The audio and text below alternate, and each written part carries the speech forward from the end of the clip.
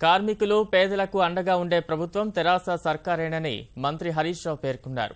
ఉమ్మడి మెదక్, మహబూబ్ నగర్, నల్గొండ జిల్లాలకు చెందిన 400 మంది ఏఐటీయూసీకు చెందిన ఆర్టీసీ కార్మికులు మంత్రి హరీష్ రావు సమక్షంలో టీఎంయూలో చేరారు. మంత్రుల నివాస సముదాయంలో జరిగిన ఈ కార్యక్రమానికి భారీ సంఖ్యలో ఆర్టీసీ కార్మికులు తరలివచ్చారు. ఇకపై ఆర్టీసీ కార్మికుల సమస్యలను మరింత వేగవంతంగా పరిష్కరిస్తామని హరీష్ రావు హామీ ఇచ్చారు. గౌరవ ముఖ్యమంత్రి కేసీఆర్ గారి అండదండలతో వారి ఆశీస్సులతో అనేక సమస్యలని ఈరోజు పరిష్కరిస్తూ వస్తుంది.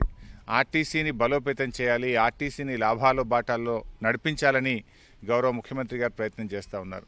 ముఖ్యంగా అశ్వత్థామరెడ్డి గారు, ఇవాళ మా థామస్ రెడ్డి గారు, మన తెలంగాణ మజ్దూర్ యూనియన్ ముఖ్యమంత్రి గారితో ఎప్పటికప్పుడు సమస్యల్ని వారి దృష్టికి తీసుకుపోతూ ఇవాళ సిటీలో ఎక్కడైతే లాస్ వస్తుందో ఆ లాస్ను జిహెచ్ఎంసీ నుంచి కంపెన్సేట్ చేసే విధంగా మరి శాశ్వతంగా ఆర్టీసీకి ఒక పరిష్కారం చూపించినటువంటి యూనియన్ ఇవాళ తెలంగాణ మజ్దూర్ యూనియన్.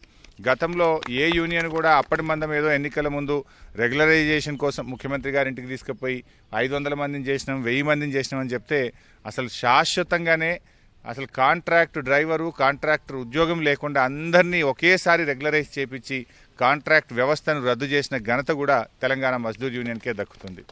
మరి ఈ రకంగా ఇవాళ గ్రామీణ ప్రాంతాల్లో ఆర్టీసీని తిరిగి లాభాల్లోకి తెచ్చుకోగలిగాం.